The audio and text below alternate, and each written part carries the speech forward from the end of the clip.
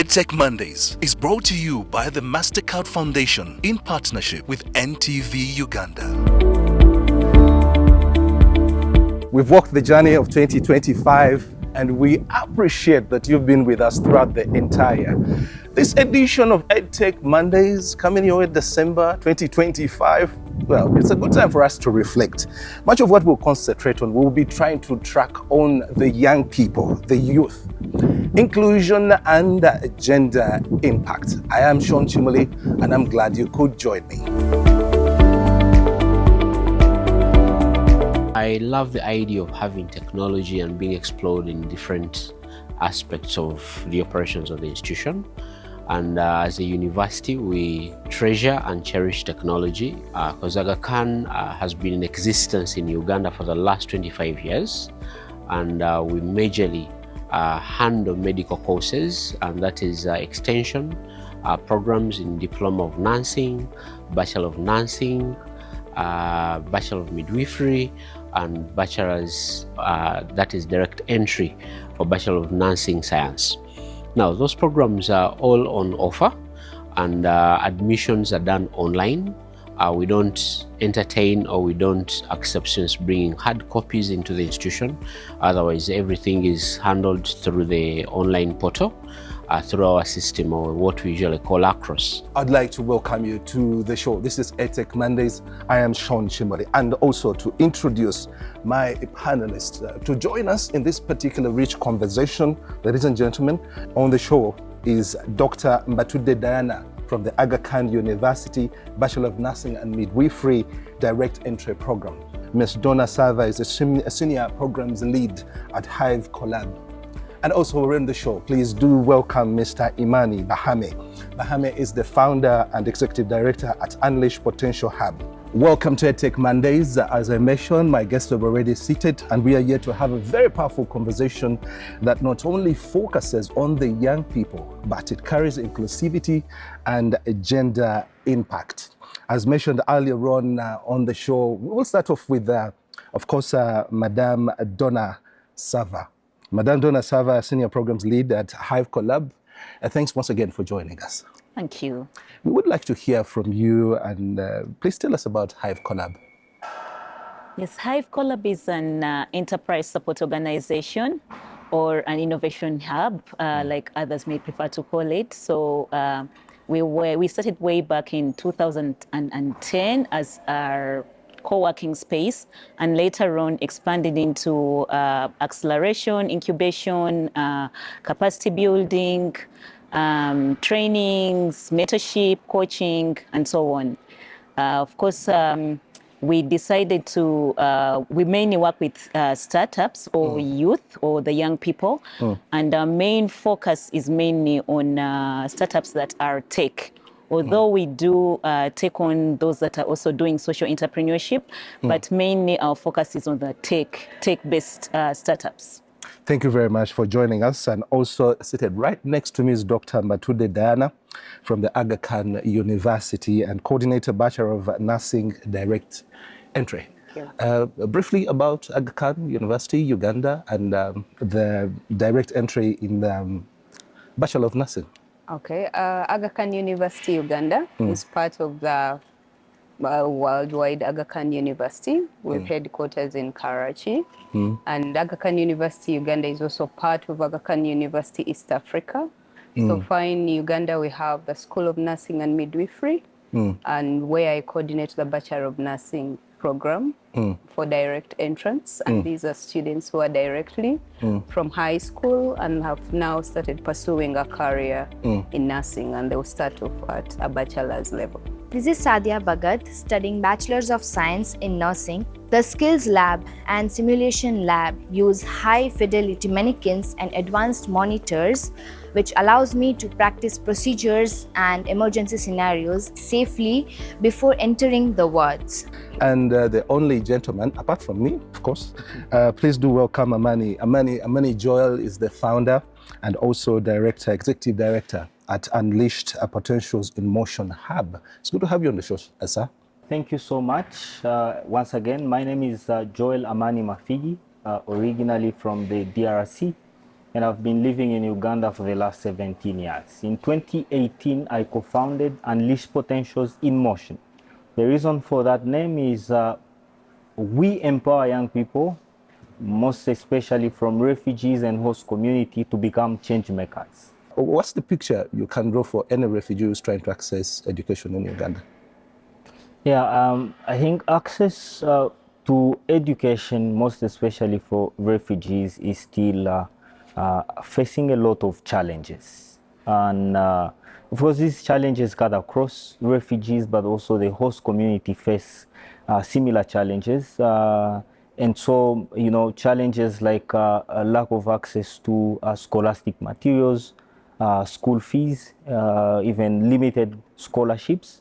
These hinder access of education to refugees, including cultural barriers. For example, when refugees come in from countries where they have come from, they face these multifaceted barriers, which makes it very difficult for them to access education. I will move my next question to you, Donna. How are you handling the situation of the fresh learners, the younger learners who are, one, tech savvy, two, they want to catch up with education? In terms of tech, like I already mentioned, Hive Collab, we position ourselves as a tech hub. So how we are trying to support these learners or the young people, we are trying to bring the services closer to them. And what do I mean by the services? Providing infrastructure.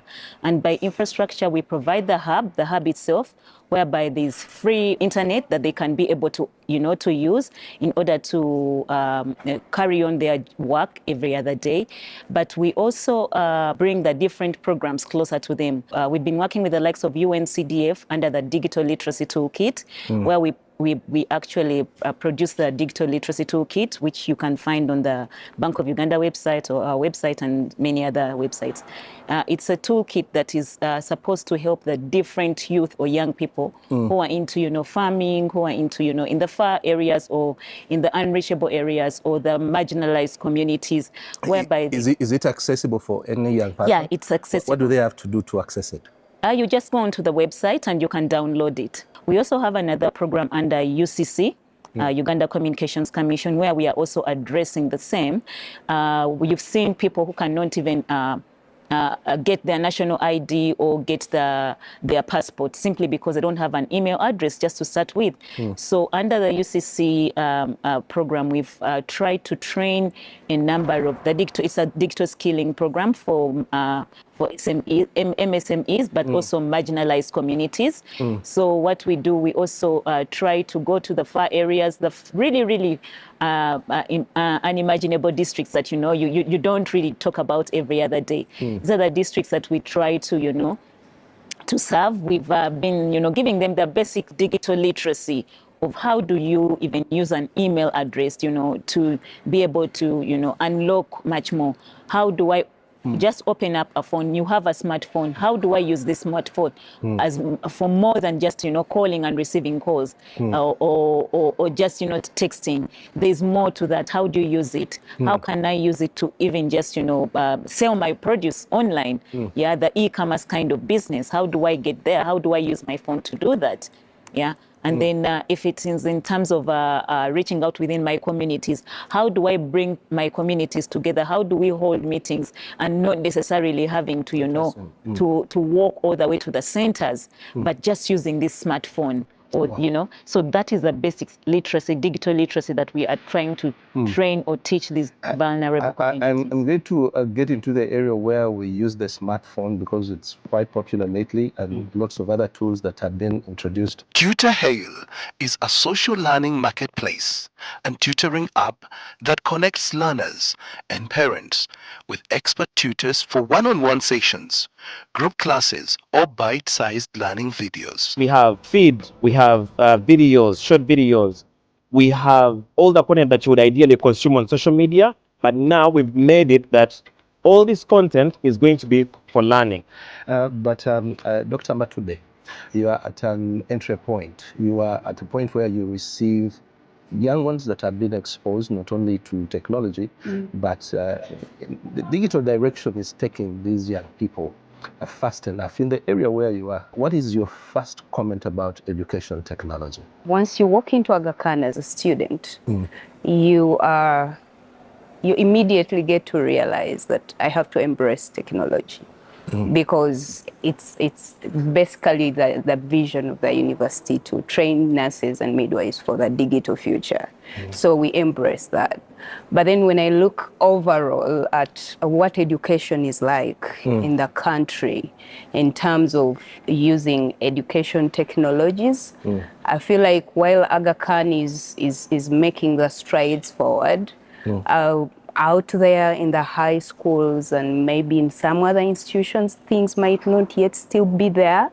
But I'm thinking with the breed of students that we are getting at the moment, they are either going to force the institutions to adapt to how savvy they are, because we're receiving students who are really up there, and you have to keep up. And so I feel like we're on a good footing. But while Aga Khan is trying to keep up the pace, I don't think nationwide everything is easy yet there in terms of educational technologies. It takes me in a deeper conversation. Why? Now I would be asking, are you very deliberate with the kind of students that you pick up on, or every student can come through? Definitely every student can come through. The student just has to be willing to jump on our... So there's a possibility a young one will come who is very intelligent and with good maths, good grades, and there is a gap to train them. Isn't that a challenge that from their background they are not digital ready or they're not tech savvy? Yeah, I think that is one of the key challenges at the moment when you receive new students, not only these ones who are coming from high school, but those ones who are also upgrading. You receive them, and most of them, in the beginning, they're even scared. How am I going to operate in this environment where everything is almost digital? Lecture notes are digital, some classes are digital, you submit everything online, you interact. Some of them don't even have an email address when they first come in, and they get the email address, they don't know how to, they keep on forgetting passwords. But as a university, we don't say, because it's not, things with tech, you have to really get to use them until you appreciate them, and then you receive them at that point where they're scared, but they are also willing. I think one thing I could say that most of them come in with a bit of like, oh, this is too much for me, but they are also willing, especially the young ones. They are willing. They're like, I want to do this. I want to learn this. I want to be able to do this. I want to make a difference when I get out of there. What is your view, what is your expression, and what's your concern or more so solution to people with special abilities, or persons with disabilities, or people who are built differently? How have you been able, because you mentioned you've been across districts, and I'm sure these particular statistics work with you. What are your few words about this particular special kind of people? For every program that we are having, we are trying to incorporate the disabled or the people with disabilities into the different programs, and we also encourage tools that are supposed to support them. So you find that for all our programs, we have to have, if there are people with disabilities, we have to have sign language interpreters, and we have to have their gadgets as well on board to encourage these people, but also be able to incorporate them so that they feel they are not left behind. And I don't know if I'm okay to talk about this, but under the Mastercard Foundation, we are trying to have a program whereby we are supposed to have inclusivity, especially with the people with disabilities. How are you handling that, at Unleashed?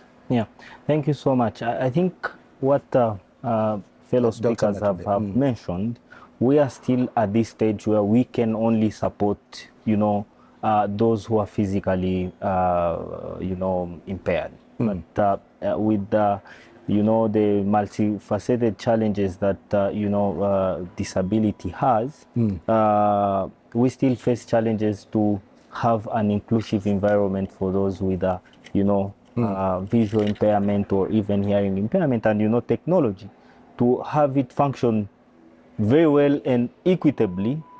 Even these with visual impairment and hearing impairment must be included.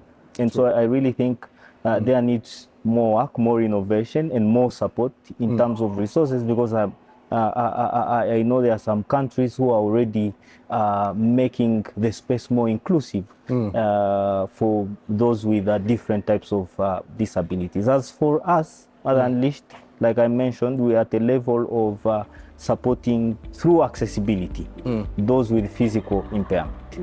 So we have a space where they can be able to access the digital, the technology, the chatting, the internet, and so on and so forth. So, yeah. Thank you. EdTech Mondays is brought to you by the MasterCard Foundation in partnership with NTV Uganda. How has EdTech opened up new learning opportunities for young people who might otherwise be left behind? I'll talk in the perspective of Fundibots. What I see, one of it is through the online learning resources, whereby Fundibot can easily avail to these learners, and this helps them a lot to pursue their career ahead of the goals they've set in line with their education. And as well, we also have the hands-on or training platform, whereby we give the learners the opportunity to do simulations using the different softwares and tools such as Proteus, SolidWorks, among others, whereby they can use this to aid their learning and they become better in the world out there. We are talking the young people, we are talking inclusivity, and we are talking about a gender impact. As we wrap the year 2025, 2026 is here. We always want to hear, if at all the trainings and all the apps that we build, all the technology that we put in place normally helps the young people to learn something that at the end of the day, they live a decent life, they live a decent employment, and also help on impacting on the lives of the other generations that are coming after them. I will still bring this back to you, to Amani. Amani, when we get to an area where Unleashed train people, when they unleash the knowledge that you have through technology, how far do they go? Do they live a better life? Do they catch up with that education? Do they also, does it transform into the kind of life that they live every day? Yeah, very interesting question. So first of all, we have 3 categories of transitions that we look at. Transition number 1, once our participants have gone through the trainings, some of them transition into job opportunities. We have examples of those who have been hired by banks simply because they have increased their knowledge in business development. Regardless of their background. Regardless of their background. We have those who have transitioned to school. After getting, access to learning opportunities, learning materials, online, offline, they transition to back to, college or universities. We have those ones who have started their own businesses. And so these are the 3 transitions that have happened with our programs. And I can say the sky is the limit, because you never know how far someone really can go. But at least I can say we've seen those who have started from really bottom to accessing seed funding beyond 50,000 USD through, online channels. We've seen those ones who have moved, who had not had an opportunity to access education, go up to universities. We have seen those ones who did not have even any idea, who have developed concrete ideas and making a wave of impact in the community. So very interesting. Yeah. For me, I would say in order to bridge this gap between the gender, the digital divide, and inclusivity, I think we should focus more on programs that are inclusive, they are gender inclusive, and at the same time they are being tailored to practical lessons. So a number of times you find that when you go into digital classes, you're seeing people who are training things like Excel or Word or PowerPoint and all these, and that is not the basic that this person is looking for. The young people are looking at practical lessons. So can you try to tailor it down to real practical practical programs? If I may say, I would, give them Google Suite, which is basic. You can get it on your phone, you can get it anywhere on your computer, and you can use it. So because it will take you on how to design a survey form, you learn how to design a survey form. The template is already there. You learn how to, do, if you want to do your minutes or your notes, it's there. The Google Docs are there. If you want to do your designing, you can also do it in there. If you just want to take out maybe a newsletter or whatever, you can do it in there. I mean, things like Canva, these are basics, yeah, but they'll be also helping the young people to create jobs for themselves. Tomorrow I can go and I become a graphic designer simply because of that easy program or learning program that I managed to participate in. So let the programs try to be as practical as possible. Diane. Okay. Thank you. And Dr. Mbatude, final remarks? Okay. I think my final remarks would be that if we are training a nurse, if we are training a midwife, there is a statement I normally like, that education is what remains after we've forgotten all that we learned in school. And every time I teach my students, I tend to ask myself, what are they going to remember after they forget about this session? Because they will. So I feel like technology in education is what is going to create that difference for the future nurse, and the impact these students are going to leave because of what the institutions instilled in them, and how to embrace technology to improve the livelihoods of the patients they take care of, to improve the livelihoods of their communities through social entrepreneurship by use of technology and all that. That is what will be important for the future. And therefore, it's not an option that we have educational technologies, because that's what the future looks like. Thank you very much. Yes. Technology gives me equal access to online workshops, internships, skill courses, and global learning resources, helping me grow academically and personally. Recently, we implemented an RFID, which is commonly known as Radio Frequency Identification System. It came with two systems. It came with a self-check kiosk, whereby our students are able to check out books or to check in books by themselves. All they do is just come with their IDs, and then they swipe the system and they check out or check in. So as a university, we pride ourselves so much as being a technologically oriented institution, and in all the different aspects we are in as a university, from admission to the point of graduation, where everything is digitally managed and students benefit from it. Imagine, I have lots of curiosity about journalism, yeah? And honestly, I don't know where to get that. But if I can go on an app and find someone who has signed up as a journalist, I can read their content, I see the videos they are posting. Tutor Hail takes quality seriously. Tutors are vetted. Credentials and experience are reviewed before they are approved. Whatever I'm doing right now, I got everything from the program. They taught me so much to be an entrepreneur, a resilient person, a problem solver. Actually, I learned so much to be solution oriented in everything. Normally this conversation ends when I feel like it should be starting. Educational technology, very, very important subject. And we thank the MasterCard Foundation for giving us this space, and the Center for Innovative Teaching and Learning, and ensuring that we pick up on every area and facet to have a richer conversation. As we end the year 2025, our reflections on the past episodes go through so many that we couldn't cover all the area, not even going into policy, which I believe Dr. Mbatude talked about briefly. But we'd like to say thanks to our panelist, Ms. Donna Sava, Senior Programs Lead at Hive Collab, and also Dr. Matude Diana here, where we're seated at the Aga Khan University, coordinator, Bachelor of Nursing, a direct entry point, and also Mr. Amani Joel, the founder and executive director at Unleash Potentials in Motion Hub. I am Sean Chimoli. Thank you for watching. This conversation has brought very insightful points on how we can harness technology to improve education for young people.